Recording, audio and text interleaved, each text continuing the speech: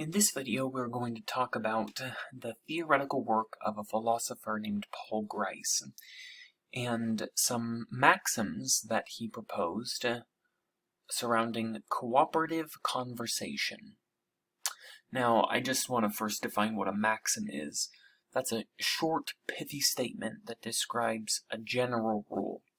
So, these four maxims are short rules that describe the assumptions we make when we have conversations with other people. The first rule is quality. That says if a speaker makes an assertion, he has some evidence that it's true. Patently false statements are typically understood to be intended as metaphorical or sarcastic. So, in most situations, the assumption of truthfulness is a reasonable and useful starting point. Without it, human communication would be much less useful than it is. For example, would you really want to spend your time taking a course in which you regarded everything your instructor said with deep suspicion? We assume that if a speaker says something, they must have evidence that it's true. Granted, our standards of evidence are usually pretty low because people rely so much on anecdotes and personal observations and assumptions and logic, so not everything that we say is true, but the person we're talking to will believe that we think it's true. They wouldn't be saying, like the person who's speaking wouldn't be saying something unless they thought it were true. And if someone does give an obviously false statement, then we assume it's a metaphor. Like, look at the way he's eating. He's an animal. This is clearly untrue. Obviously not factually true, anyway. But it's meant to communicate some figuratively true sentiment. Or we might assume that something that's patently untrue is sarcasm. Like, after a bad movie, you might say, wow, that movie was just fantastic, wasn't it? And of course, that's not a true statement, but we would mean it in a sarcastic way.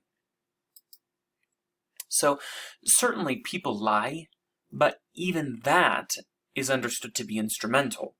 People don't lie without a reason. They might be doing it to maintain their social standing, or to retain their power as a politician, or to spare another person's feelings, stuff like that. We assume that people don't just lie for the sake of lying. We assume that what they're saying has merit, that it's quality stuff, that what they're saying is of a particular quality or of a particular merit. Next, we have the maxim of relation. Speakers' utterances are relevant in the context of a specific communicative goal, or in relation to other utterances the speaker has made. So this is saying that what we're saying, what we're uttering, is relevant to the context we're speaking in and to a particular goal that we're trying to communicate about, and it's related to other utterances that we've previously made. So we assume that when a speaker says two things, that they're related to each other. Hence, that's why this is called relation. The things a speaker says are organized around some specific intention to communicate, and they're relevant to the circumstances and to the other things that have previously been said. This allows us to make mental connections or inferences about the relation between two sentences, even when it's not explicitly said. So take some sentences that I have here, for instance. Kathy felt very dizzy and fainted at her work. She was carried away unconscious to a hospital. Now, it's normal if we were to read sentences like this to draw some inferences. Like, even though these things aren't said in the sentences, we might assume that Kathy was carried away from her workplace. We might assume that someone called the paramedics because of her fainting spell, and the paramedics are the ones who carried her away. We might assume that her unconscious state was the result of the fainting episode, rather than like someone smashing a brick over her head between these two sentences. And so on. There's all kinds of inferences that we might draw here. But all of these inferences depend on the second sentence being related to the first sentence. We assume when we hear someone speak that two sentences like these don't represent random, unrelated ideas. And that allows us to then infer a lot of things that would otherwise have to be expressly stated. Like in that case, if we had to expressly state every single part of what we wanted to communicate here, and we didn't allow for anybody to draw inferences about unsaid things, we'd have to say, Kathy felt very dizzy and fainted at her work. The fainting caused her to fall to the ground. When she fell to the ground, some of the people around her were concerned.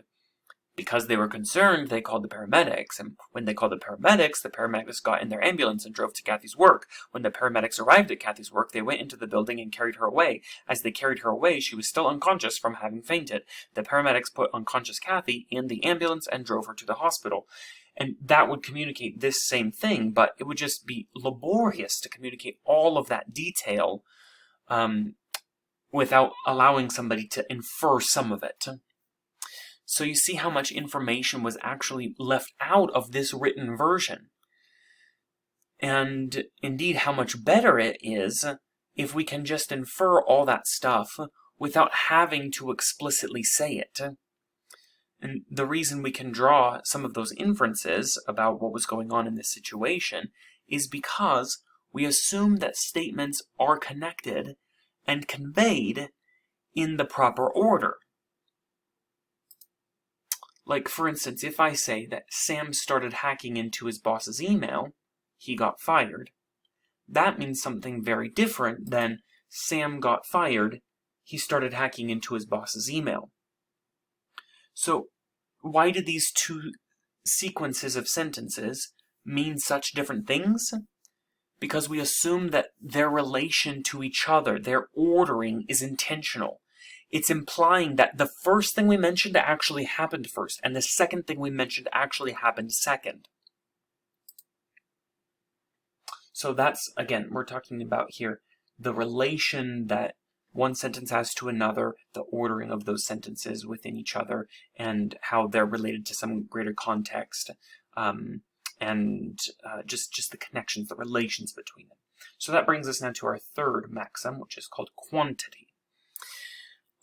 This says, speakers aim to use language that provides enough information to satisfy a communicative goal, but avoid providing too much unnecessary information.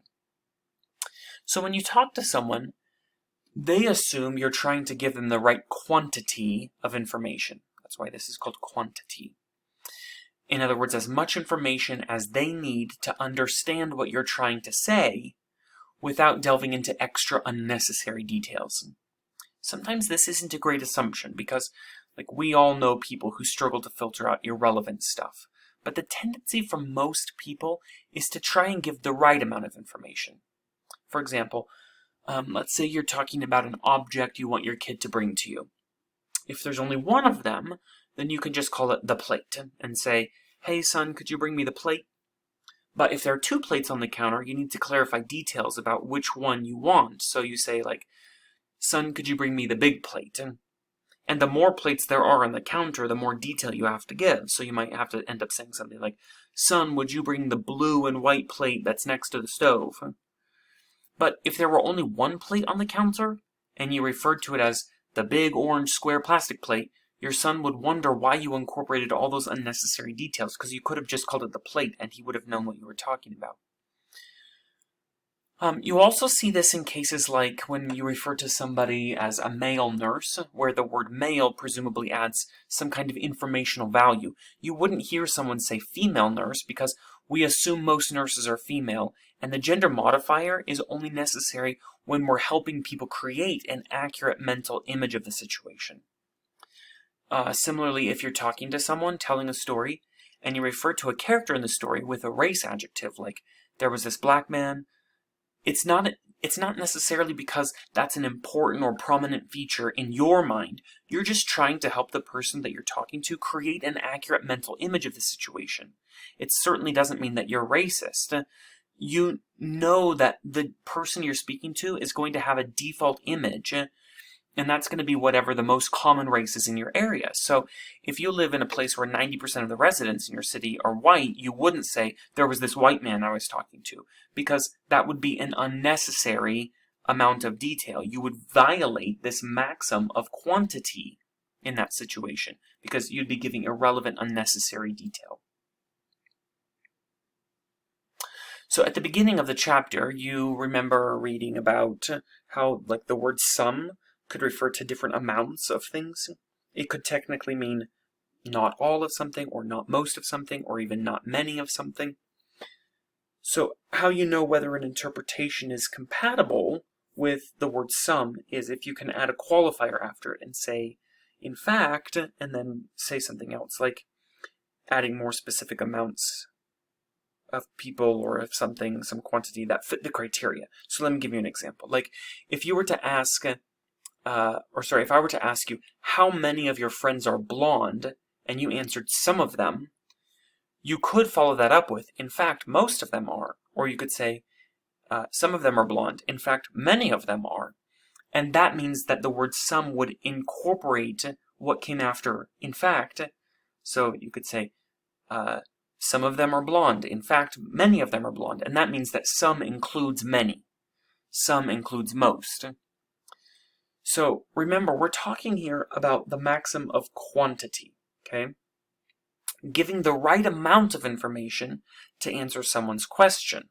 So if I asked you, how many of your friends are blonde, and you said some of them are, I could interpret that to mean one of three things. The first thing that I could assume is that you assumed all I cared about was if you had at least one blonde friend, and there was no need to make a finer distinction about how many blonde friends there really were. But since I specifically asked you how many there were, this is probably not a safe assumption, and so that's probably not what's going on. A second thing I could assume is that you don't actually know how many of your friends are blonde, but that seems pretty unlikely because you probably know if it's only a few or several or many or most or all of them. So then the only assumption that's left is that you couldn't use a more precise word like many, most, or all because those words wouldn't have been true. In this case, I would conclude that only a few of your friends are blonde, but not many or most or all. This seems to be the most accurate assumption that we could make if you say some of my friends are blonde in ordinary conversation. So we might say something like, I like some kinds of pies, but what we're implying by saying that is I don't like all kinds of pies. There are some kinds of pies that I don't like. Or we might say, your essay was adequate, but what we're implying was that it wasn't excellent. When we're rating amount or quality of something, we generally use the strongest word we can. So if we're not using the strongest word, we're implying that we can't use the stronger word in that situation. The word all is stronger than some because if it's true that I like all kinds of pies, then it's automatically true that I like some kinds of pies, even though it would be incomplete to say that I like some kinds of pies, because I'd be leaving out that I also like the rest of the kinds of pies. But if you flip it, the reverse isn't the case. If it's true that I like some kinds of pies, then it may or may not be true that I like all of them. So when we say, that novel was interesting, we're implying that it wasn't riveting. We're always going to use the most specific word that we can in a given situation, and by using a lesser word, like interesting, then we're implying that it wasn't any better than merely interesting. It wasn't exciting or riveting or powerful or something like that. It was merely interesting.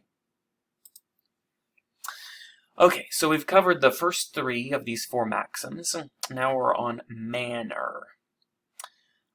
Speakers try to express themselves in ways that reflect some orderly thought and that avoid ambiguity or obscurity.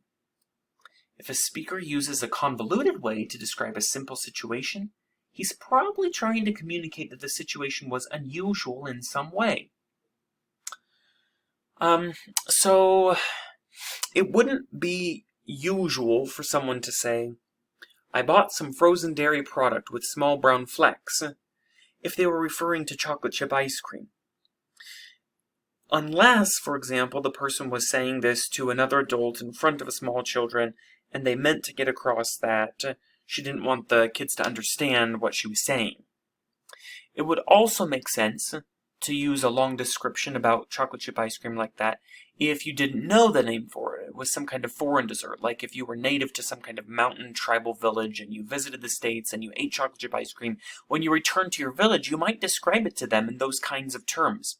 But again, there's a reason why you'd be doing that. So anytime you describe something in a manner that's convoluted or obscure, your conversational partner is going to assume there's a reason why you're doing that. Like, the next time you want to tell someone, I'd like to eat, say instead, I'd like to insert food into my oral cavity. They're going to assume that the reason you're saying it in such an odd way is that you're implying something about the nature of eating. Or they might assume that you're being weird or silly or something. But they would look for contextual cues to understand, why are you referring to eating in this very odd way? Like, you might be implying that I'm not in the mood right now, so I have to go through this motion to stay alive, but I'm depressed and don't want the food. So you might say, like, I need to insert food into my oral cavity. And that would imply, like, I'm not interested in doing this, but I have to go through the motions. So these 4 maxims are rules that we follow when talking to each other that allow us to make guesses about what's not being said. When you're the listener, you're making these assumptions. But when you're the speaker, you assume the listener will do the work of reading between the lines. And this mostly works, even all the way down to young children. Like, if a 3-year-old is watching a scene of puppets talking to each other, one puppet might ask another, do you want cereal or a roll for breakfast? And if the other one responds, the milk is all gone, then the child is able to infer from that statement that the puppet wants a roll because there's not milk to go on the cereal, so they don't want the cereal. If a puppet says to a young child, my friend has glasses, then the child can infer that the puppet is talking about the guy in the middle, because if the puppet were talking about the guy in the end, then the puppet should have said, my friend has glasses and a hat. Of course, if a child asks for a cookie, and a parent says, we're having lunch in a few minutes, that's not a direct answer. And the child might not get the implication, because not all implications are equally obvious. Some of them require a degree of background knowledge. So if the child asks again, it might not be fair to snap, I already told you we're eating lunch in a few minutes, because the child might not understand that there's a rule in place suggesting that if we're going to eat soon, then we don't eat snacks before the meal. But they could infer that if they understand the rule, then in the future, you could imply to them that we're having lunch in a few minutes, indirectly answer their question, and they would be able to understand. But it requires first that they have some degree of background knowledge. So after you finish this video, I'm going to have you read a little section in the text which describes how we can use these principles to imply certain things and be polite in ordinary conversation.